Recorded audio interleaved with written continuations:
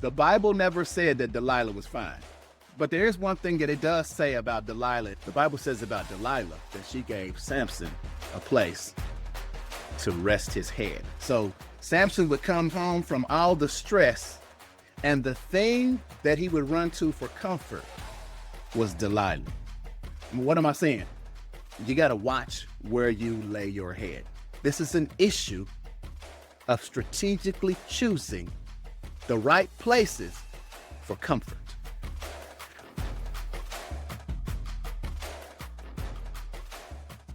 Welcome back to the Limitless Podcast. It's your boy, Larry L.C. Crawford. Crazy excited to have you here. And this is just an amazing podcast for modern men. Now, if you're just joining us over the last few weeks, we've been in our spring season and we've been having a conversation entitled Fight Night. Okay. And the reality of it is that men in general have an issue with fighting. And I'm not talking about, bar fights and stuff like that. Specifically, we have an issue knowing what to fight and when to fight it. And so we thought one of the best things we could do to start this spring season out was to have a conversation about what it would take to be victorious in all areas of life. And obviously, if you're going to be victorious, you got to be fighting the right battles. So if you've been with us in person, if you've been with us on our Zoom calls, you have probably heard some of these discussions where we've described the three major arenas that men typically face the most opposition. So I'll just rehash real fast. So the first area is external fights. And this is typically going to be describing the opposition, the conflicts that originate externally, but maybe they have internal impact. And then there are the internal fights. And these are going to be the fights that start inside of us, our own pain, our own hurt, our own fears, our own emotions. And they may have impact externally in our life. And then there's the third area where we experience tons of opposition. And this is spiritual, which most of us discount as men. We don't really consider the idea that we are in a spiritual war. In fact, most men don't even acknowledge the fact that for men, the baseline is that we are at war. We're always in a fight. You're either taking ground or you're losing ground. And so the conversation today is an extension of that. And I have with me my dear, dear friend, but I want to introduce him properly. Todd Jones is literally the definition of a lifelong friend. Like when I say we met each other, I was 18 or 19 years old, but we've been friends for forever. I mean, I knew him when he met his wife, who he still has. She's an amazing person. We'll talk about that later. But when you start talking about guys who I could say I would go into battle with, that have wisdom and success and so many things to offer, this is one of those guys. Todd, why don't you take a second and tell them about what you're doing in Florida, what's God doing in your life these days, what you're building, all of that good stuff, and then we'll jump into today's talk. Okay, awesome. So I'm based in Central Florida, right? Born and raised here. Actually, when I met Larry, we were out in Tulsa. I moved out to Tulsa, Oklahoma for a while, and I met my wife there. My daughter was born there.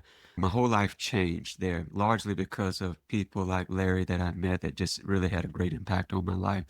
These days, I'm in Florida, kind of have a few different ventures that I'm always dabbling in, if you will. I serve as an executive pastor at a local church. That's always good. Continue to write and produce music. I've written for a few music libraries and have got a few copyrights with like Warner Chapel, Nashville, in country music of all things. I work with a music library of my own now at this point, as well as a video production platform where we do kind of creative content for businesses, faith-based organizations, and things like that. And so a lot of things in the creative arena. Oddly enough, Larry, you and I have talked about it before. There were times in my life where I felt like, okay, I'm doing too much. I'm interested in too many things, but you never want to limit yourself, right? You want to be whatever and whoever and all those things that God created you to be. And there's no shortage of things that you can grow into at different seasons in your life. And so, I'm here in this place now. And I enjoy what I do and serving in various capacities, whether we're talking about ministry, whether we're talking about being an entrepreneur, it doesn't really matter, because I think once you start to kind of live this life out and do what it is that you were created and purposed to do, there should not be limitations on you. And so that's where we find ourselves these days. I love it. You sound like a limitless man already. And I think with you describing all of these things that you are realizing that God has purposed you to do, I think these represent all these areas of life where a guy like you, a guy like myself, a guy like the people that are listening are going to run into conflicts. Because the more things you take on, the more stuff you run into. And so I think that kind of tees us up perfectly for this conversation. Guys, over the last few weeks, we've been talking about these different types of opposition. And today, I think this was going to hit home because we're going to talk about a guy you probably heard of before. Dude's name is Samson. Now, if you have not heard of Samson, if you're like not a Bible guy, it's all good. We got you. Because Samson is one of those guys that if you were to make a movie about this dude right now, I'm gonna promise you it would be rated R. It would actually be one of those, you know how you had the ratings, you had the commas, you know what I mean? So it'd be like V for violence, then it'd be MA for mature audiences, then it'd be like N for nudity. You know what I'm saying? Samson's life was like that. And so this is one of those guys that was really, when we start talking about internal, external, and spiritual, he was fighting the battle on all fronts. But today, we're going to zero in on Samson because Samson paints a picture to us of this truth that we want to focus on today. And it is this, that some fights are never over. Some fights have to be fought until death.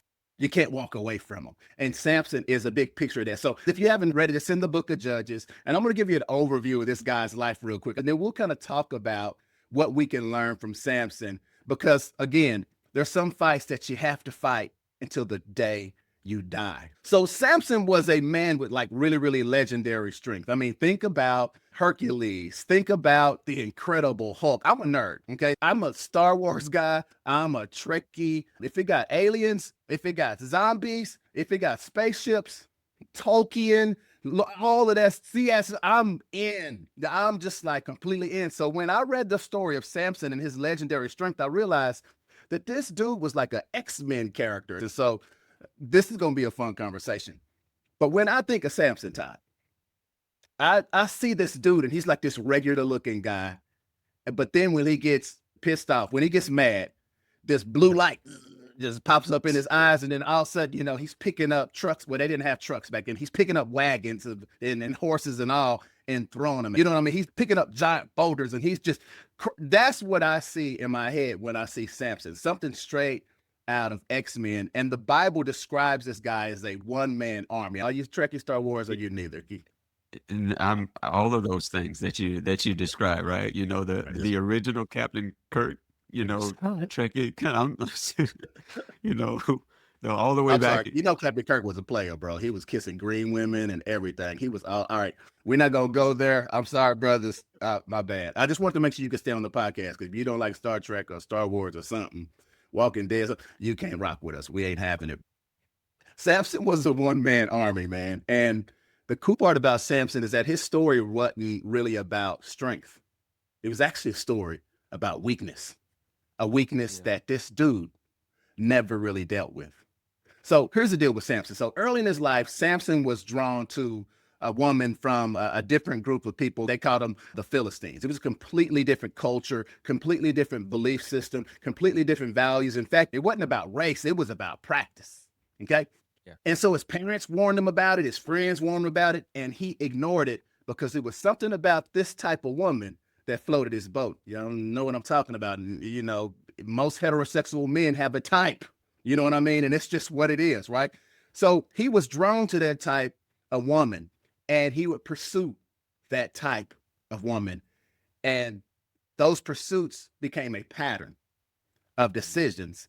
And ultimately, this pattern, it would follow him and lead him to his grave.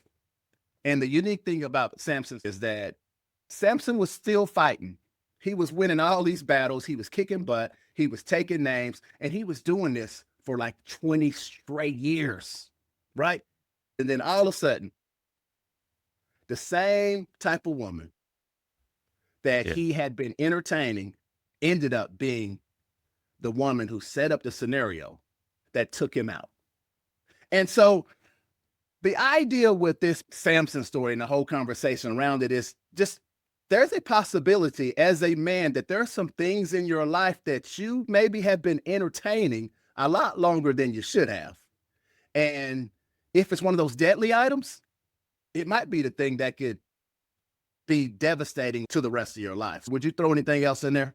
No, I mean, that's the story. And I love how you put it. He had strength, but the story is not about his strength, it's about his weaknesses, right? Yeah. I think that's huge because no matter what great thing is working for you, there's always something working against you. And the less that you recognize that, then the bigger the threat is, right? And and you're not gonna get rid of it. You know, sometimes when I'm talking even at my church about things, I name the side of me that's not what it needs to be, Mhm. Pookie, Pookie gonna be with you no matter Yeah. what. You can tell him this or tell him that, but that issue or those challenges are gonna be there. You gotta watch that stuff and just recognize what you're up against. I don't know if you remember, Larry, when we were kids, how your mom, they sit you in the back seat of the car and you get to the store and they're like, don't ask me for nothing, don't touch nothing, don't, and so Yeah. but they were telling you before you got in the store, here are the guidelines. When you Hmm. get in here, do not ask me, do not, that kind of a situation. And so recognizing the limitations is important. So yeah. Yeah, I love that. 'Cause even before he was born, God spoke to his mom, and she didn't have the ability to even have any kids. And God said, I'm going to give you a kid for one reason. And that one reason is that I want that kid to produce freedom for everybody else. But in Yeah. order to do that, these are all the limitations that I need you to put on your life. Get comfortable with these limitations Yeah. so that you can teach him these exact same limitations when he's growing up so that he can protect the thing that I made him to do. But the crazy part is he got about 17 years old, to your point, and he realized there was a Pookie living inside of him. And Pookie had some desires, right? Like Brenda down the road, with the light eyes. She was curvy like a country road. But he didn't recognize the boundaries or the limitations that he needed to put on his life. And it ultimately took him out. I hear you. And I think about that because you said Pookie. Yeah. Delilah's just another name. Delilah was his. I guess my question to some of our guys right now is, what's yours? What's the name of the thing that just pulls you in all the wrong directions? What's the name of the thing that you have an appetite for? Maybe it's a person. Maybe it's a pattern that you say, I'm just bent this way and it's not a good way. Yeah. Yeah. And like you said though, to battle this out and to win, you got to recognize what you're up against. And I think the name analogy is good for recognition of it all. Now, I'm just going to say this. The things that sometimes we're faced with might not need a name as much as it needs a notice. You need to tell the thing it's time to go. Yeah. I live down here in Florida and out in the yard and stuff, we buy lakes and all this kind of stuff, snakes, gators, all those types of things. And depending on where you live, Yeah. you know, if a snake was to get in the house, I'm like, look, man, one of us got to go. We can't both stay here. And I'm not sleeping until I fix this problem. So Burn the that's kind house of the down. No, I want to do what you mentioned because I think it's important. That idea of identifying and then taking some actions so that we can make sure that the Delilahs in our own lives, the Pookies in our own hearts, don't get us in situations that ruin our futures. And for some of us, there are groups of us on the call right now would say, Delilah, specifically, that type of temptation, that Right. woman that smells right, walks right, speaks to me a certain way, that temptation to feed my lust, that whole vibe is their thing. But that's Yeah. just one Delilah. Right. Sometimes Delilah ain't curvy at all. Sometimes the overwhelming thing that you keep returning to ain't got nothing to do with a woman. I know Yeah. guys who literally got incarcerated for selling drugs. And on the street, listen, they could take a little bit and make a lot of money really, really fast, but they got caught and they got put in jail. And so the desire that they have to fight, it's to resist the temptation to go back into that practice. And so Yeah. the thing that they're having to resist is not a curvy woman. It's, I'm not going to go start slanging no more. Like Samson felt really good when he was with this woman. These guys feel really, really good when they're able to make that quick money, Yeah. you know? Yeah. And Yeah. it's easy to end up in that situation. But I guess I want to make sure that everybody who's listening right now understands that Delilah is not always about curves. Yeah. Delilah is about the weakness or the appetite that you're letting run rampant in your life, that you're entertaining, that you're tolerating. And ultimately, you need to shift your mindset and say, one of us got to go. I'm gonna tell you some observations that I had. Give me your take Yeah. on them. There's a few things that stick out. And the first one you already said, every single strong man has a weak spot. Every single strong man has a weak spot. Just because you're strong in one area doesn't mean that the strength in that area is going to cover all of your other weaknesses. You could be a really good earner for your family and a terrible nurturer for your family. Because I know a whole bunch of dudes who got kids who in high school that drive nicer cars than I do, and their wife is sleeping with the pool boy and they sleeping with the pool girl, and their kids is cutting their arms and stuff. It's a terrible situation because they strong at making money, but they terrible at covering their home. One Yeah. strength does not fix everything. Talk to us a little more about that. Yeah, that's the thing. I mean, it's a war. You know, like what you were talking about, Larry. It's a war, and there's always a side door, a back door, or some other thing the enemy is strategically doing. And Yeah. so you do have to have respect for the Yeah. the weak area. You got to Yeah. respect it enough to fortify it or to do something about it, whatever that is. You know, I think that sometimes as men, we are not strategic. It's almost like, well, it'll be okay. No, no, it won't be okay. You have to be strategic and shore up those areas that you need to. Okay, like if my Delilah is some other issue, by any means necessary.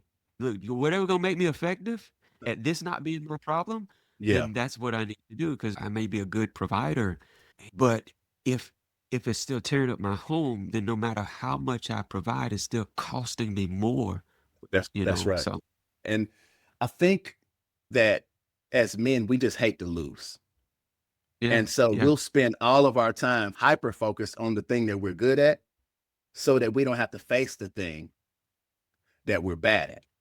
It sounds like this at home.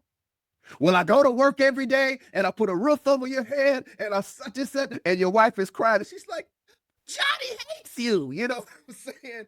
Right. And I think to your point, we have to be really, really careful about over focusing on that area that we're strong and not taking responsibility to do the thing that's required to strengthen the areas that are weak. Because, back in the Roman times, when they would put their warriors in full garb, yo, if you looked at them from the front, these boys looked like they were made out of metal and leather and spikes. yeah, But if you turn them around backwards, there was no protection whatsoever. All you saw was straps and skin. right.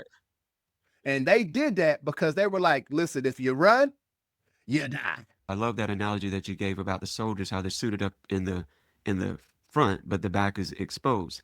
In our society, that might sound harsh, but I can't change the fact that it is a war and that if you're gonna win, you have to deal with the fact that you're there to fight. Okay, let me give you my next observation because you said something that made me think about it. You said we got to be strategic Okay. Yeah. about the way we approach these things. If you guys go back and you read this story, one of the things it says in the same chapter that says, and he loved a woman named Delilah. Now, let me tell y'all something about this whole Samson story that's unique. The Bible never said that Delilah was fine. It just said he loved her. Yeah. That's it. But there is one thing that it does say about Delilah, and this is my next point. And this is why I think when Todd said you got to be strategic about the way you approach some of these things, you got to be wise. This jumped out to me. One, it says he loved her, which means you won't fight something or kill something that you love. There are people who will go to war with Todd for hacking a snake in his house. They'll put him on the internet and make him viral because he did that, right? Because they love the snake more than they love people. Todd loved his people more than he loved the snake. It's the same thing with Samson. He didn't want to take out Delilah because the Bible says he loved her. But here's the second observation. The Bible says about Delilah that she gave Samson a place to rest his head or to lay his head. So Samson would come home from all the stress, and the thing that he would run to for comfort was Delilah. And what am I saying? You got to watch where you lay your head. This is an issue of strategically choosing the right places for comfort. We find comfort in some stuff that's killing us. Yeah. That's huge, Larry, because if it's a war, you get fatigued, you're tired, and there is that struggle. But you're right, you can't just go and lay down anywhere. Mm-mm. You can't pick the wrong time to You stop can't just tell fighting. anybody your wife is tripping. Yeah, I mean, okay, with Samson, she didn't cut his hair till he fell asleep. So, when he was asleep, then she cut his hair, right? Let's take another character that people are fairly familiar with. You got David, right? Mhm. David had the issue with Bathsheba. Now, he saw her on the rooftop while he was chilling in the living room. She wouldn't have seen her from the battlefield. The Mm. only reason he Which is was where he was home, supposed to be. he stood up on the battlefield and he wouldn't have saw her on the roof. He's at the house. So you got to pick the place that you rest. When it's got to be strategic, right? Uh, Go it- back. I need you to say that again. it- You said there's a yeah, right time to rest and a wrong time to rest? there is a right time to rest. You couldn't be expected not to be rejuvenated and not to restore yourself, right? But I heard somebody talking about this about men on the battlefield. I love that. Another analogy that I heard about people that are in warfare is that a soldier can't stay off the field but for a certain amount of time. There is a time Hmm. that they need to rest, but if you leave it too long, they start fighting one another. They were built to fight, so you can't take them off the battlefield for an extended amount of time. That's They're right. better off on the battlefield than in a place of recreation at times. And again, No, that's good. Yes. I think way too often we find ourselves resting when we should be fighting and yeah, fighting yeah, when we should be rested. And I'll take it a step further. I think many of the times when we call ourselves, and I'm holding up quotes for those of you who are listening to the audio only, we call ourselves resting. If you really yeah. look at the circumstances of our life, we're probably escaping Yes, and not resting. yes, There's something that took the fight out of us. And right. instead of being at the battlefield, we're in the living room watching porn. Excuse me. I didn't mean to say that Yeah, about somebody's business. But the reason why I know this is because the passage about David that you were talking about starts out and it says, in the spring, when kings go out to war, David was at home. yeah, Now, so the question is, yeah, why was David at home? If you look at the storyline of David's life, David had a very best friend by the name of Jonathan. And Jonathan died. He lost his very, very closest, his confidant, his closest friend. Jonathan died right before this part of David's life. So David very well could have been nursing some wounds and yeah. pulled himself out of a battle that he still should have been fighting. When we were in football, the coach used to say, "Are you injured or are you hurt?" Okay, Well, he was yeah, hurt. He was hurt that he lost his friends, but his arms, legs, and his spear and his all of that stuff was still working. His ability to do that. He should have been in the fight. Because there are going to yeah. be some fights that we have to fight while we hurt. There's a right time to rest, and there's a wrong time to rest. Well, there is one thing that I agree totally that a lot of times that it's really escapism more than it is resting, and we convince Mhm. ourselves that we're resting, but in actuality, we're trying to escape things. You said earlier that he loved Delilah. So the thing Yeah. is, you don't love the thing that you really consider a threat. If it's not a threat, you could love it. Recognize it as a threat, you wouldn't love it. So if I don't fight, if I don't do the thing that I'm supposed to do, am I going to lose my job? Am I going to lose my wife? Am I going to lose my family? Well, I can probably get away with this and not lose those things. Therefore, it's not a threat. Everybody makes mistakes. People will understand that I made a mistake. Okay, but that's only one side of our loss, Larry. One Mhm. side of our loss is I could lose all those things, and it has happened. There's another loss that most times we don't evaluate. We don't evaluate the loss of potential. I Yeah. want to make sure that I was every bit the man that I was created to be. Mhm. And I don't know what that is. Nobody knows what that is, but I don't want to Mhm. miss that. Yeah. These days, Larry, I feel equally as bad about what am I not becoming? It's really If I, interesting you saying that Because when you think about what David traded when he stayed home, and he should have been in the battlefield. So his story, we read it by making that decision, he became a murderous, backstabbing, friend killing, rapist, adulterer when Yeah. he stayed home from the battlefield.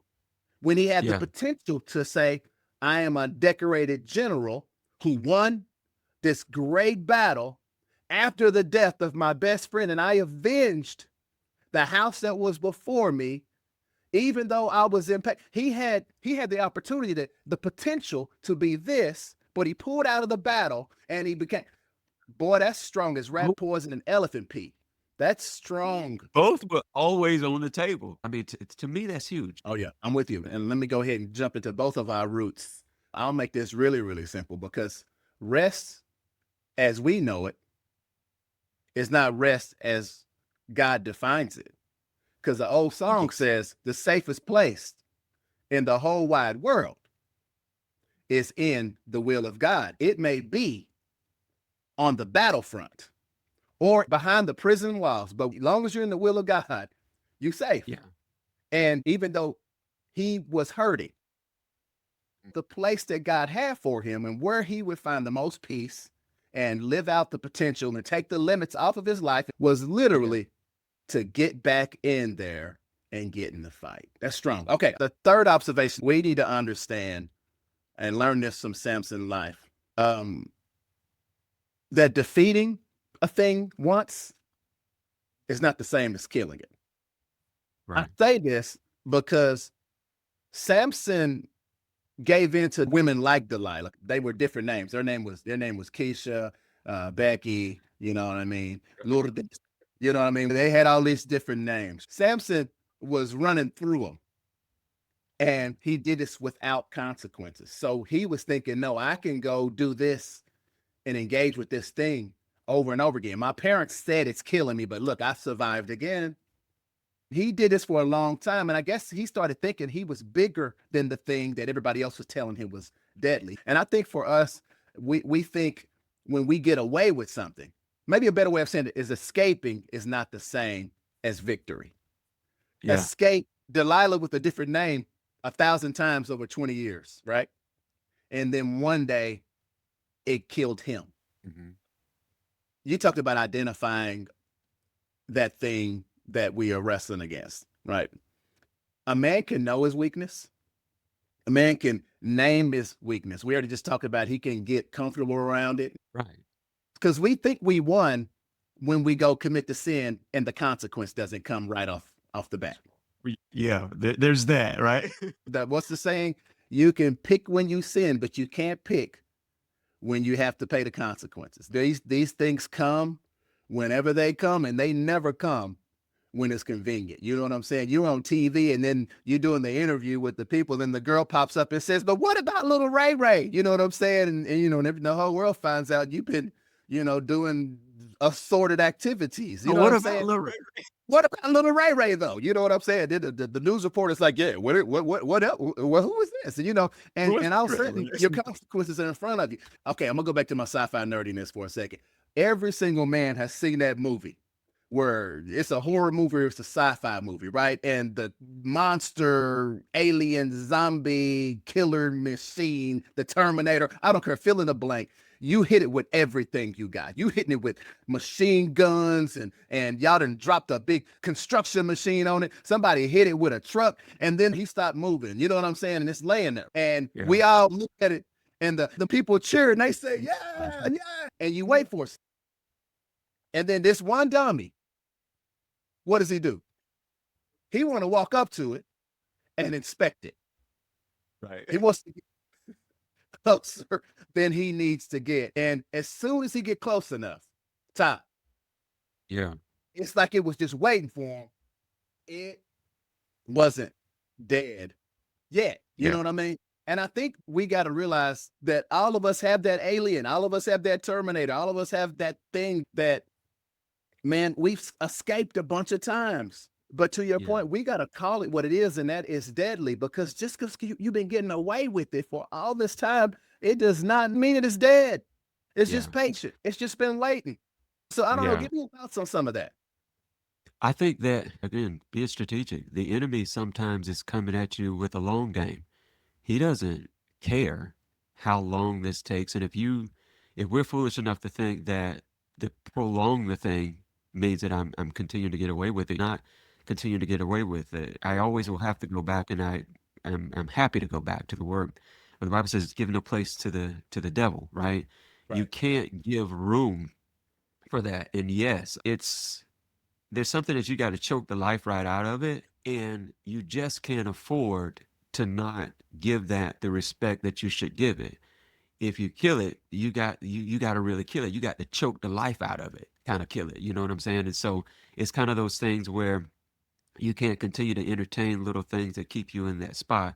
And I'm not going to let this thing get me. I'm going to be on guard. I'm going to be on the wall. I'm going to be watching. I love what you said about it. Defeat it in a moment doesn't mean that you killed it. It can be back. What did the scripture even say about Jesus? That Satan tried at one point to attack him. It wasn't working. And Mhm. he said he retreated Came back, for retreated, and came opportune. back for an Yeah. opportune time. You just, I'll Strong. be back. Out. And so strategically, that's what our mindset have to be. Larry, you said it. You never stop fighting this. And Yeah. so that's not for you to get discouraged or overly fatigued. Is just to understand there's a way that we can rest and Mhm. still be victorious. Yeah. I like that because I'm hearing that, and it just reminds me that when I'm in a conflict, especially with something that I've been fighting with for years, my Pookie issue, my Delilah issue, that thing that I just can't shake. Some guys it's porn, some guys it's lust, some guys it's anger, some guys it's larceny. I remember I had a mentor in business tell me, Larry, if you want to be good at this long term, you got to have a little bit of larceny in your blood. I almost threw up in my mouth. I was like, he was dead serious. You know what I mean? But for him, being willing to cross the line, it was part of what was going to get him where he wanted to go. And so he was willing to do that so that he wouldn't lose what was on the other side. So to Oh, your yeah. point, when we start talking about what we're losing, I think we really got to redefine what is gain and what is loss. And Delilah, I mean, we know this. Samson loved her and she gave him a place to rest his head. Those are the only two things we know, right? We Yeah. learned from David that rest ain't rest until God says it's rest. He felt like he was gaining something. He Yeah. chose he chose comfort instead Mhm. of choosing the fight. And I think, as we kind of wrap this up, we probably need to ask ourselves, is a lot of this issue the result of just choosing comfort as I prefer it than Yeah. choosing calling as God prefers it? Yes, I think you're absolutely right. It's you said it. I probably think about this now for the rest of my life. But you said, what we consider rest a lot of times is escaping. I don't know if I can really think of very oftentimes where I was resting. I believe I was trying to escape, and I got those escapism results, right? It was the times where I was most disappointed in me. I think we of the things that we talked about today, there's a war that I don't think we consider is actually a war. Mm-mm. It just goes back to this thing where I think we have to make peace with the fact that it is a war Mhm. and that in this war there's just a mode or a SOP for that, Mhm. right? A way That's that right. I do this, That's that right. if I do it that I can expect to win. If I do it Yeah. another way, I'm pretty much expect to lose. Yeah. I love it. So when we start talking about this whole thing, to bring it back to the whole idea that we at war, some of y'all thinking, okay, well, I get it. Thank y'all. What the heck do I do with this? Back in the old days, like Attila the Hun, if they went on the road, they had a war chest. They would open it up and pull out axes. And I'm gonna give you a few things for your war chest, okay? For the Delilah situations in your life, I'm gonna ask you to consider putting these three things in your war chest. The first thing is this: you got to have a loud, deliberate response for every Delilah in your life. Todd mentioned earlier, you gotta do something about them weaknesses. You can't just keep focusing on the strengths and hoping that your strengths are gonna make people forget about the fact that you make a lot of money, but you cuss them out all. That doesn't work that way. You can't. That's your house will fall apart that way. I make a lot of money, yeah, but you slap your wife against the refrigerator for making your sandwich wrong. We can't overlook that part and not work on this anger issue that we got over here. Okay, that's not how it works. There has to be a loud, deliberate response to that thing that it's time for us to defeat before it ends the best parts of our life, right? And so, what is a loud, deliberate response? I think one of the things that we can do is take actions. Like, this is not inside your brain. This is, I'm going to take some literal steps, visible, to make sure that I cannot easily fall into that pattern. Loud meaning I'm going to say some things to some other people. I'm going to recruit some help, and I'm going to be deliberate. That means intentional. That means I am not just going to que sera, time will heal this. I hope it's going to work out in time. It's not going to work out in time. You've been losing for 20 dang on years. It's not going to work out. You stuck. So that needs to be a loud and deliberate action. And for some of you right now, it is just, look, I don't know what to do. You need to text somebody right now and you say, hey, listen, I've been struggling with this for a long time. And right now you got a moment of clarity. You need to reach out to a brother, to a friend, to somebody you trust and say, hey, I need help in disrupting this particular destructive cycle in my life. You don't have to fix it, but I need you to know that I want to change. Okay. Second thing that you need to add is shared wisdom. Okay. And Limitless exists completely so that you can have an environment to where you can get the tribal knowledge that you need in different areas of your life. We got guys who are pro athletes. We got guys who are millionaires, and we got surgeons and these guys with all these fancy business degrees. And we got folks that are fresh out of rehab, fresh out of jail. We got some of everything. We got folks that living from check to check, and we got people that don't know how much a bag of bread costs because they ain't had to worry about it in a long, long time. Okay. All of these brothers are here with a shared goal. And that is they want to take limits off of their life because they're not leaning on their strengths. They know that their weaknesses are killing them, and that power of the brotherhood will take this whole thing to another level. And then last but not least, for the Delilahs in your life, you got to have this in your war chest. You have got to create some non-negotiable boundaries. Now, the only way a boundary can be non-negotiable is that you have to have somebody else that you shared that boundary with, because you got to have two people to have a negotiation. Does that make sense? So a lot of us will say, I'm not going to go over Keisha's house no more. Well, then you need to call Todd and say, Todd, I've been talking to Keisha too much. Okay. I'm just going to tell you right now, I need to let Keisha go. Some of y'all are going to be like, I'm going to stop stealing money from my company. There's a lot of different ways that we can talk about that thing that we need to be accountable for. But to draw a non-negotiable boundary, there has to be two people involved. And I encourage you to do that in your own tribe. You don't have to do it with us, but a man is never at his best by himself. When God said it ain't good for man to be alone, he wasn't just talking about the female sex. Right. We rot when we're by ourselves. Okay. So I want to land the plane. Todd, I appreciate you hanging out with us. If there was a way you could encourage the guys, because right now there are different kind of people that are going to listen to this over time, but what would you say to a person right now that just realized, man, I got a Delilah in my life. I got an issue that I've been entertaining that I need to do something different about right now? What would you say to encourage them so we can close with that? I just recognize the threat. My point being is that if you had to tell your son what a potential threat was, you would give more weight to it because you're trying to keep your son from going into that.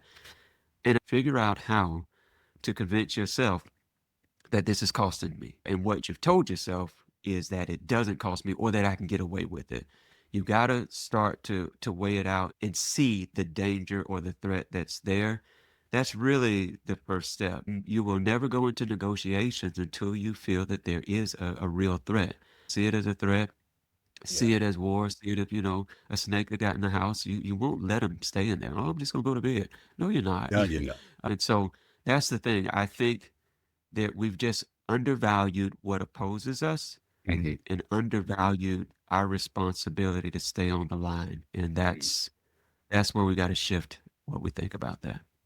What you tied into is the very first thing we teach in our Limitless Origins curriculum when we just reprogramming the way men see manhood. And I'm just like, it's like you've been with us the whole time. You said that if you were looking at this threat and you were talking to your son, your very own child, the weight that you put on describing this threat and the boundaries that you drew around so this threat wouldn't get to your son. That's the kind of respect you need to have for the danger that it poses. I want to say to my Limitless guys, you're literally God's son. You need to take that same approach to yourself and understand that God is giving you a moment of clarity right now. Yeah. And some things that we've said have clicked with you and you're like, wow, okay, this makes sense to me. And you need to realize that he's giving you this moment of clarity and we're putting all of this weight on this particular topic so that you can make sure that they're not this really dangerous level of comfort with the things that could completely neutralize your potential. Because that's going to make it impossible for you to live that limitless life that we talk about. We're not talking about in your own strength. We're talking about by maxing out this opportunity to be the great man that God has designed you to be. And that's what this podcast is all about. Todd, bro, we need to do some more of these. I think this is going to be fun. And fellas, thank y'all for listening this week. Hey, watch out for your Delilahs. Find somebody to talk to. Draw those non-negotiable boundaries. And come and see us next time. We do this because, listen, God designed for good men and strong men to be the same man. And we're going to do that and talk about that more here. Glad to have y'all. Thanks, Todd. All right, thank you, guys. We'll see you next time. Peace.